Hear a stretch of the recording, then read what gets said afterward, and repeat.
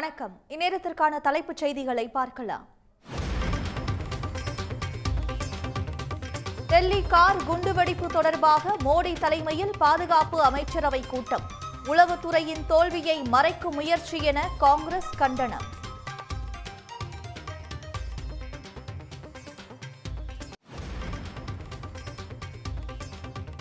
Delhi car குண்டுவெடிப்பு குற்றவாளிகள் பயன்படுத்திய மேலும் ஒரு கார் பறிமுதல்.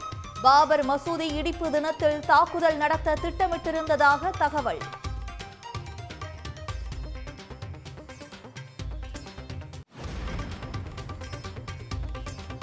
பீகாரில் இந்தியா கூட்டணியை விட 2% மட்டுமே பாஜக அணிக்கு கூடுதல் வாக்குகள் கிடைக்கும்.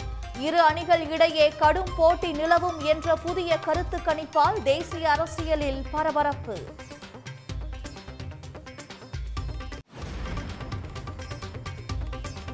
பாஜக ஆதரவு ஊடகங்களின் பிரச்சாரமே தேர்தலுக்கு பிந்தைய கருத்து கணிப்புகள். அரசு அதிகாரிகள் மீது அழுத்தம் கொடுக்கும் முயற்சி என்றும் தேஜஸ்வி யாதவ் விமர்சனம்.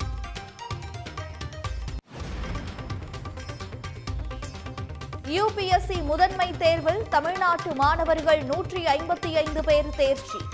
நான் முதல்வன் திட்டத்தின் மூலம் அரசு பயிற்சி மையத்தில் பயின்ற மாணவர்கள் 85 பேர் வென்று அபார சாதனை.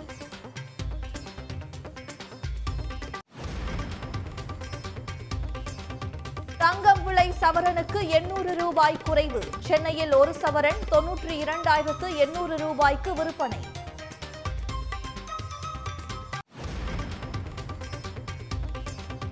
புதுக்கோட்டை வேதாரண்யம் பல்லாவரம் தொகுதி திமுக நிர்வாகிகளுடன் முதலமைச்சர் சந்திப்பு. உடன்பிறப்பே வா என்ற தலைப்பில் இதுவரை 79 சட்டமன்ற தொகுதி நிர்வாகிகளுடன் ஆலோசனை.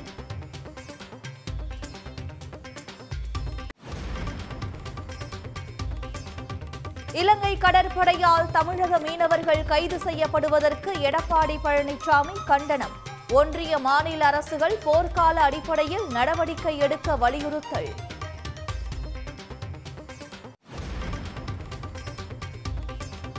தேர்தல் படிவங்களில் கையொப்பமிடும் அதிகாரம் தனக்கே உள்ளது என்று அன்புமணி திட்டவட்டம். வாக்குப்பதிவின் போது பாமக பூத் கமிட்டி சரியாக செயல்பட்டால் வெற்றி பெற்றுவிடலாம் என்றும் பேச்சு.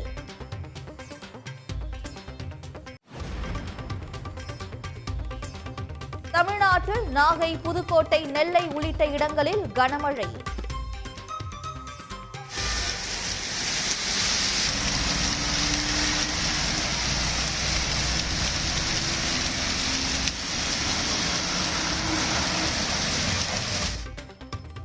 வரும் 18ஆம் தேதி வரை கனமழை நீடிக்கும் என சென்னை வானிலை ஆய்வு மையம் தகவல்.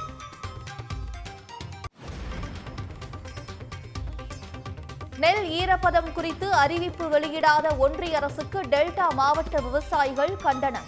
ஆய்வு நடத்தி 17 நாட்களாகியும் நடவடிக்கை எடுக்காதது ஏன் என்றும் கேள்வி. ராஜபாளையம் அருகே கோயில் காவலாளிகள் கொல்லப்பட்ட வழக்கில் ஒருவர் சுட்டுப்பிடிப்பு. கொலை குறித்து காவல்துறை விசாரித்த போது கொலையாளி சகஜமாக உரையாடிய வீடியோ வெளியாகி அதிர்ச்சி.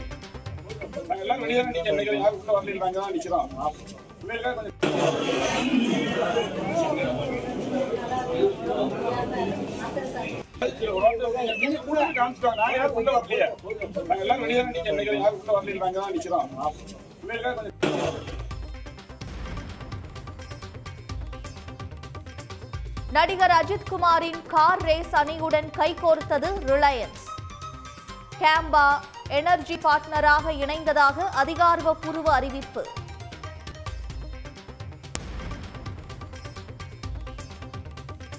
GTA 5 வீடியோ கேம் உலகளவில் 22 கோடி பிரதிகள் விற்று இமாலய சாதனை. 88,625 கோடி வருவாய் கிடைத்திருப்பதாக டேக்2 நிறுவனம் தகவல். ஒன்றிய அரசு பணிகளுக்கான யுபிஎஸ்சி முதன்மை தேர்வில் தமிழ்நாட்டு மாணவர்கள் அதிகளவில் வெற்றி பெற்று சாதனை படைத்துள்ளனர்.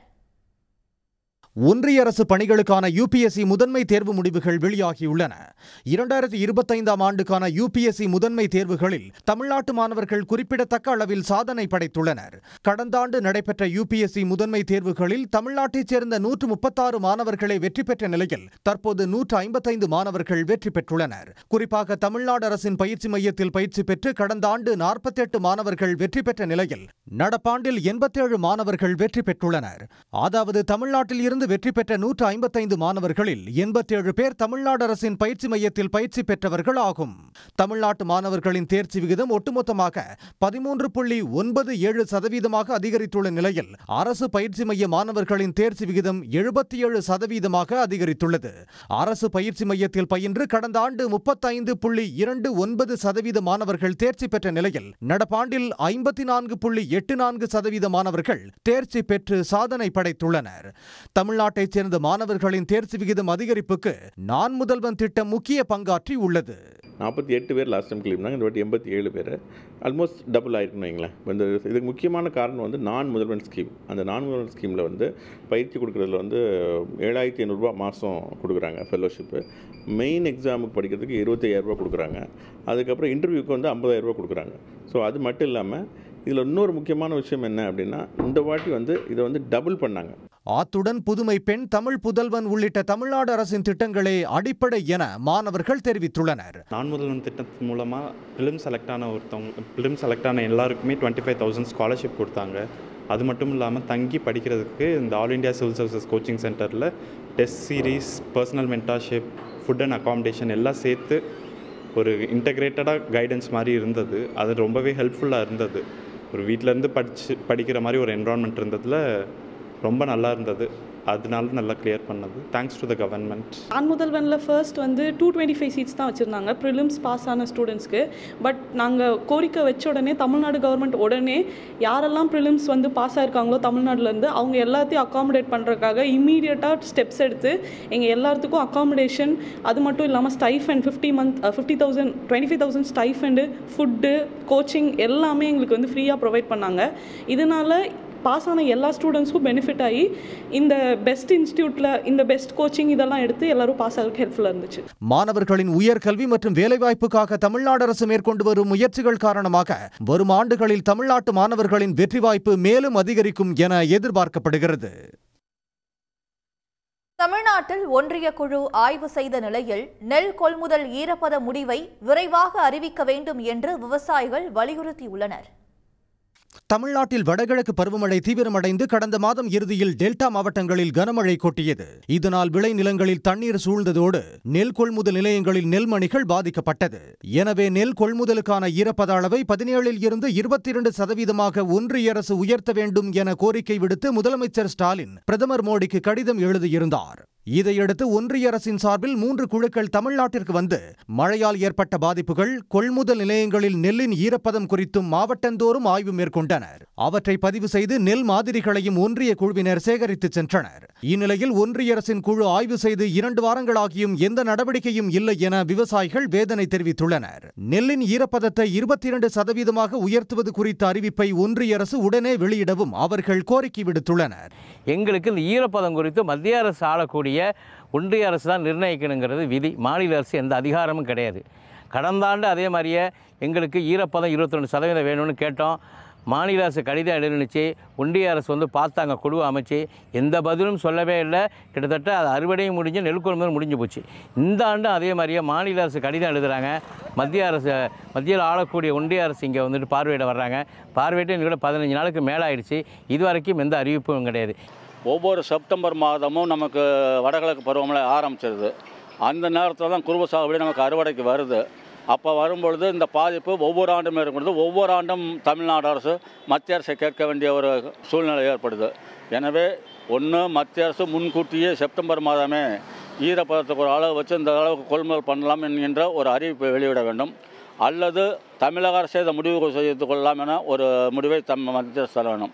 கடந்த ஆண்டு ஒன்றிய குழு தமிழ்நாடு வந்து ஆய்வு செய்தும் கொள்முதல் செய்யப்படும் நெல்லின் ஈரப்பதம் உயர்த்தப்படவில்லை என்பது விவசாயிகளின் குற்றச்சாட்டாக உள்ளது. இருப்பினும் ஒன்றிய குழு ஆய்வை வரவேற்பதாக கூறும் விவசாயிகள் தமிழ்நாட்டு விவசாயிகளுக்கான நிவாரணத்தையும் விரைவாக வழங்க வலியுறுத்தியுள்ளனர். மத்திய குழு வந்தது என்பது நல்ல விஷயம்தான், ஆனால் ஆய்வு செய்வது நல்ல விஷயம்தான், ஆனால் அதற்கான ரிசல்ட் இல்லையே. அப்போது அது வந்து விவசாயிகளை பாதுகாப்பதற்காக வந்த குழு விவசாயிகளை ஏமாற்றுவதற்காக வந்த குழுவாக தான் நாங்கள் பார்க்கிறோம். எனவே அதுக்கு சரியான தீர்வு காண வேண்டும் என்பது விவசாய சங்கத்தினுடைய நிலை. காவிரி சமவெளி மாவட்டங்களில் பெய்த குறுவையின் அறுவடையின் பொழுது பெய்த மழையினால் நெல்மணிகள் பாதிக்கப்பட்டது. ஈரப்பத தளர்வு வேண்டும் என்று தமிழ்நாடு அரசு எழுதிய கடிதத்தை அடுத்து மத்திய அரசு அலுவலர்கள் வந்து பார்வையிட்டார்கள், ஆய்வு செய்தார்கள். 10 தினங்களுக்குள் நாங்கள் அதை பற்றிய அறிவிப்பு தருவோம் என்று சொல்லி சென்றார்களே தவிர இன்று வரை 15 தினங்கள் கடந்தும் இதுவரை அதற்கான எந்த ஒரு அறிவிப்பையும் தரவில்லை. உடனடியாக ஈரப்பத தளர்வு குறித்த அறிவிப்பினை மத்திய அரசு வெளியிட வேண்டும். ஆண்டுதோறும் ஒன்றிய அரசு விவசாய பாதிப்புகள் குறித்து ஆய்வு செய்வது ஒரு கண்துடைப்பு நடவடிக்கையாகவே உள்ளதாகவும் விவசாயிகள் வேதனை தெரிவித்தனர். இந்த ஆண்டும் ஏமாற்றம் இல்லாமல் ஒன்றிய குழுவின் ஆய்வறிக்கை அடிப்படையில் நெல் ஈரப்பத உயர்வு அறிவிப்பை வெளியிட கோரிக்கை விடுத்து எதிர்பார்த்துள்ளனர். பாட்டாளி மக்கள் கட்சியின் தலைவராக தன்னையே இந்திய தேர்தல் ஆணையம் அங்கீகரித்துள்ளதாக கூறியுள்ள அன்புமணி ராமதாஸ் மாம்பழம் சின்னத்தையும் தனக்கே ஒதுக்கியிருப்பதாக கூறியுள்ளார். யார் நீதிமன்றத்திற்கு சென்றாலும் என்ன முயன்றாலும் எதுவும் நடக்காது என திட்டவட்டமாக தெரிவித்துள்ளார். தேர்தல் ஆணையம் நம்மளை அங்கீகாரம் பண்ணிருக்கிறாங்க, என்ன கட்சி தலைவர் அங்கீகாரம் பண்ணிருக்கிறாங்க. தேர்தல் ஆணையம் நமக்கு மாம்பழத்திற்கு ஒதுக்கிட்டாங்க. அதை ஒண்ணுமே யாரும் ஒன்றும் பண்ண முடியாது. தேர்தல் ஆணையம் என்னுடைய கையெழுத்து தான் ஏ ஃபார்ம் பி ஃபார்ம் அங்கீகாரம் பண்ணிருக்கிறாங்க. அதையும் யாரும் மாற்ற முடியாது. இங்க என்ன கோர்ட்டுக்கு போனாலும் என்ன பண்ணாலும் ஒன்றும் ஆக போறது கிடையாது. அதை பத்தி நம்ம பேச போறதும் வேண்டாம். அதனால அவங்க பண்றாங்க, இது பண்றாங்க, இது பண்றாங்கன்னா ஆனா தினம் ஐயா பேரு அங்க இருக்கவங்க கெடுத்துட்டு இருக்கிறாங்க. அது மட்டும் பண்ணிட்டு இருக்காங்க. அங்க இருக்கிறப்போ ஐயா பேரை கெடுக்காம எவ்வளவு நம்ம பண்றோம் இன்னைக்கு அவங்களோட சுயநலத்துக்காக. ஓவிய மற்றும் சிற்ப கலைஞர்களை ஊக்குவிக்கும் வகையில் சென்னை அருங்காட்சியகத்தில் ஓவிய சந்தை தொடங்கப்பட்டுள்ளது. இங்கு காட்சிப்படுத்தப்பட்டுள்ள ஒவ்வொரு ஓவியமும் கதை சொல்கின்றன.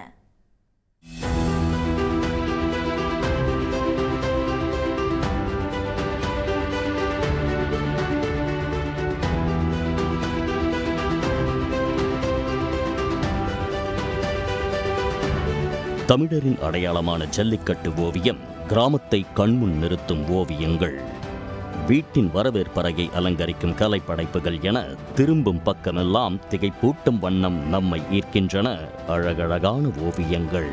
சென்னை எழும்பூரில் உள்ள அருங்காட்சியகத்தில் 104 அரங்குகளுடன் உருவாக்கப்பட்டுள்ள ஓவிய சந்தையில் தங்கள் ஓவியத்தையும் கலைப்படைப்புகளையும் விற்பனைக்காக வைத்துள்ளனர் மாணவ கலைஞர்கள்.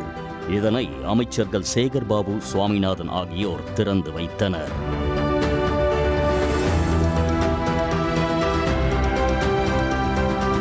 ஓவியச் சந்தையின் மூலம் வணிக ரீதியாக ஓவியக்கலை பொதுமக்களை சென்றடைய அரசு அமைத்த இந்த தளம் தங்களுக்கு மிகவும் உதவியாக இருப்பதாக கூறுகின்றனர் மாணவ கலைஞர்கள். கமர்ஷியலாக ஆர்ட் எவ்வளோ தூரம் கொண்டு போக முடியும் அப்படின்றத பப்ளிக் பார்க்கணும். ஏன்னா ஆர்ட் அப்படின்ற இந்த ஃபைன் ஆர்ட்ஸ் ஃபீல்டு வெளியே தெரியறதுக்கு இதெல்லாமே ஒரு ஆப்பர்ச்சுனிட்டி அண்ட் பிளாட்ஃபார்ம். நிறைய ஆர்டிஸ்ட் கூட மிங்கிள் ஆகிறோம். ப்ளஸ் எங்களோட ஒர்க்கை எக்ஸ்ப்ளோர் பண்ண முடியுது, எல்லாருக்குமே மக்களுக்கு தெரியப்படுத்த முடியுது. என்னோட ஒர்க் யூனிக்கான ஒர்க், நான் அதை எல்லாருக்கும் கொண்டு போகணுன்னு தான் மெயினாகவே வந்தேன். ஸோ அந்த வேலை நடக்குது. ஸோ ரொம்ப மகிழ்ச்சியாக இருக்குது. தமிழ்நாட்டின் பல்வேறு மாவட்டங்களில் இருந்து வந்துள்ள கலைஞர்கள் தங்களது படைப்புகளை விற்பனைக்காக காட்சிப்படுத்தி உள்ளனர். கலைஞர்கள் மட்டுமின்றி ஓவியக் கல்லூரி மாணவ மாணவிகளும் தங்களது படைப்புகளை இந்த சந்தையின் வாயிலாக விற்பனைக்கு அரங்கேற்றியுள்ளனர். இதில் இருக்க ஒவ்வொன்றுமே ஒவ்வொரு ஊருக்கு நான் போனப்போ எடுத்த ஃபோட்டோஸை நான் பெயிண்டிங்காக அதை உள்வாங்கி பண்ணது. ஒவ்வொன்றும் ஒவ்வொரு கதை சொல்லும். இங்கே வரக்கூடிய பார்வையாளர்கள் எல்லாரும் ஓவியங்களை பார்த்து ரசித்து விலை கொடுத்து வாங்கிட்டு போகிறாங்க. ஆகவே இது ஓவியர்களுக்கு பொருளாதார ரீதியாகவும் அவர்களுடைய திறமையை இந்த சமூகத்திற்கு வெளிப்படுத்துவதற்கான ஒரு வாய்ப்பாக இந்த ஓவிய சந்தை அமைஞ்சிருக்கு. நீர்வண்ண ஓவியங்கள், எண்ணெய் வண்ண ஓவியங்கள், அக்ரிலிக் ஓவியங்கள், மர வேலைப்பாட்டினால் உருவாக்கப்பட்டுள்ள ஓவியங்கள் போன்றவை புருவங்களை உயர வைக்கின்றன.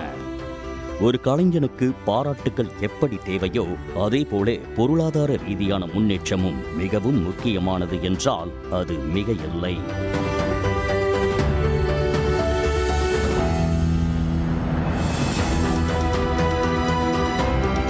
சன் செய்திகளுக்காக ஒளிப்பதிவாளர் முகேஷுடன் செய்தியாளர் நாகார்ஜுன். உடனுக்குடன் செய்திகளை தெரிந்து கொள்ள சன் நியூஸ் பெல் ஐகானை கிளிக் பண்ணுங்க.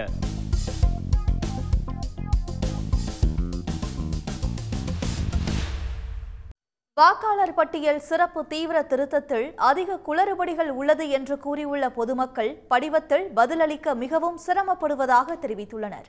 தமிழ்நாடு முழுவதும் வாக்காளர் பட்டியல் சிறப்பு தீவிர திருத்தம் மேற்கொள்ளப்பட்டு வரும் நிலையில் அதில் பல்வேறு குளறுபடிகள் இருப்பதாக பொதுமக்கள் தொடர்ந்து புகார் கூறி வருகின்றனர். சிறப்பு வாக்காளர் திருத்த விண்ணப்பத்தை பூர்த்தி செய்ய குழப்பமாக உள்ளதாக அவர்கள் தெரிவிக்கின்றனர். தேர்தல் ஆணையம் மக்களிடம் கொடுத்த படிவத்தை நிரப்பும்போது ஏதேனும் தவறு செய்தால் வாக்காளர் பட்டியலிலிருந்து பெயர் நீக்கப்படுமா என்ற அச்சம் மக்களிடையே அதிக அளவில் ஏற்பட்டுள்ளது. தங்களுடைய உறவினர்களுடைய யார் உறவினர்கள், தந்தையோ தாயோ, இந்த உறவினர்கள் எப்படி அவங்க உறவினர்கள் வர்றாங்க போகிறாங்க அப்படின்ற விஷயம்லாம் சொல்ல வேண்டியது இருக்குது. அப்படி சொல்கிற போது தேர்தல் இறுதி என்ன சொல்கிறாங்கன்னா, நீங்கள் என்ன தான் ஃபார்மை ஃபில்அப் பண்ணி நம்ம கொடுத்தாலும் கூட இறுதி முடிவு எடுப்பது தேர்தல் ஆணையம்னு சொல்லுது. அப்படின்னா பயம் இருக்குது. உண்மையான வாக்காளர்கள் நம்ம விட்டு போயிருமோ என்கிற அச்சம் மக்களிடத்தில் இருக்குது. இது ஒருபுறம் இருக்க, கொடைக்கானல் போன்ற மலைப்பிரதேசங்களில் இருக்கும் கிராமங்களுக்கு எஸ்ஐஆர் படிவங்கள் சென்று சேர்வதிலேயே சிக்கல் ஏற்பட்டுள்ளது. வீடுகள் இங்கொன்றும் அங்கொன்றும் உள்ளதால் ஒரு மாதத்திற்குள் அனைத்து வாக்காளர்களிடமும் எஸ்ஐஆர் படிவங்கள் கொடுக்க முடியாது என்றும் பொதுமக்கள் தெரிவிக்கின்றனர். எஸ்ஐஆர் கொண்டு வந்திருக்காங்க. கொடைக்கானலில் வசித்து வரோம். இங்கே இருக்கிற மலை கிராமங்களில் ஒவ்வொரு வீடாக போய் சந்திக்க சொல்கிறாங்க. அது ஒரு மாத காலம்தான் அவகாசம் கொடுத்துருக்காங்க.